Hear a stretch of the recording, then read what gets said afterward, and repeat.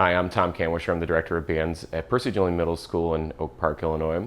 And I'm going to do a quick video to help you as you are testing beginners on trombone and give you some ideas of indicators that will let you know if they'll be successful on this instrument or not. So with any brass instrument, I always like to get a sense of if the child has the ability to make a buzz. And so the way that I do that is I'll hand them the mouthpiece, and the very first thing I'll have them do is shape their mouth like they're going to say the letter M. So have them go like they're saying M, and then tell them with their mouth closed like that, saying a letter M, to blow as hard as they can to hopefully get that buzz. If it doesn't happen right away, a couple things that you can do is just try and have them do like little puffs, like, and if you can get them to do that, have them remember what that feels like, and then blow lots and lots and lots of air, so you get a buzz.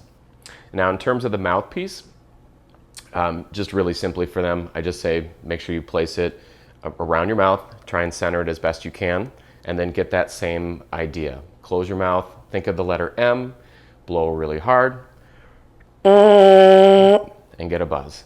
And if they don't get a buzz right away, just have them try different things. Have them tighten up their mouth as much as they can.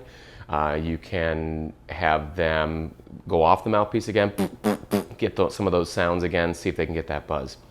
Now, in terms of the mouthpiece and sort of what it looks like on the kids, and if you can determine if that's going to be a good fit for them for trombone, what I like to do is test their range on the mouthpiece, and the way I do that is by having them do sirens. So I'll have my own mouthpiece and I'll demonstrate to them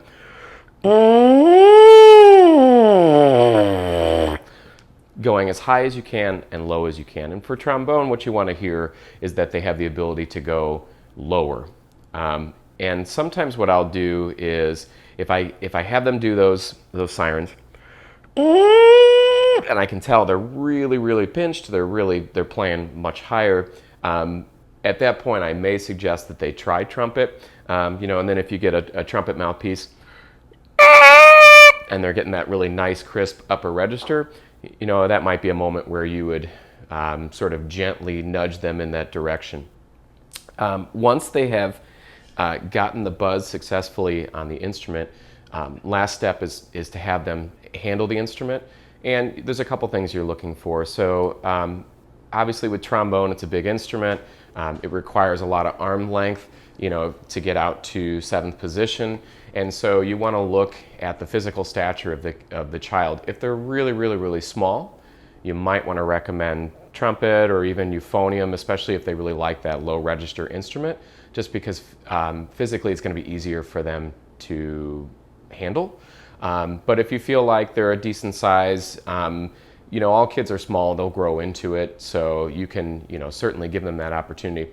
In terms of holding the instrument, the steps that I always tell them to just make it easy and quick for them to quick grab a trombone and play it is with your left hand, make a little handgun like this, okay? And then what you do is your thumb goes over that top bar, index finger on the mouthpiece, and the other 3 fingers go under this cross support right here by the mouthpiece. That's the quickest way I've found to get the left hand placement right away.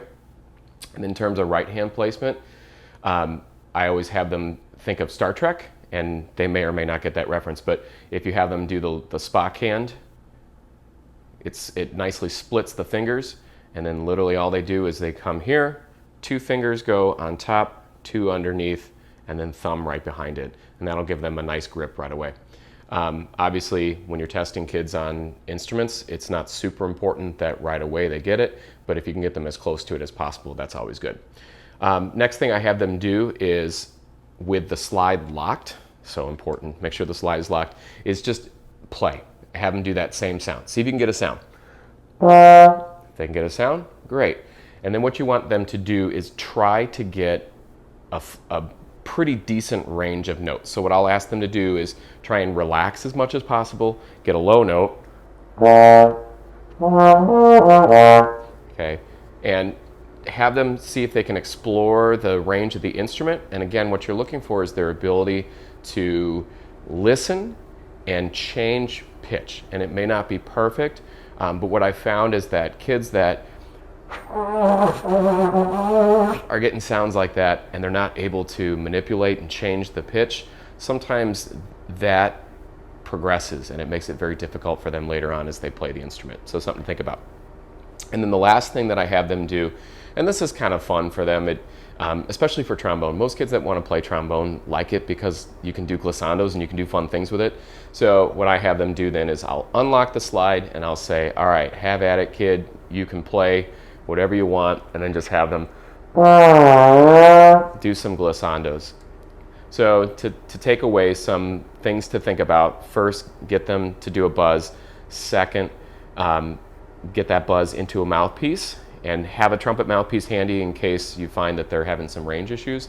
And then lastly is get them on the instrument, make sure that they can manipulate the instrument and get different pitches low and high, especially low.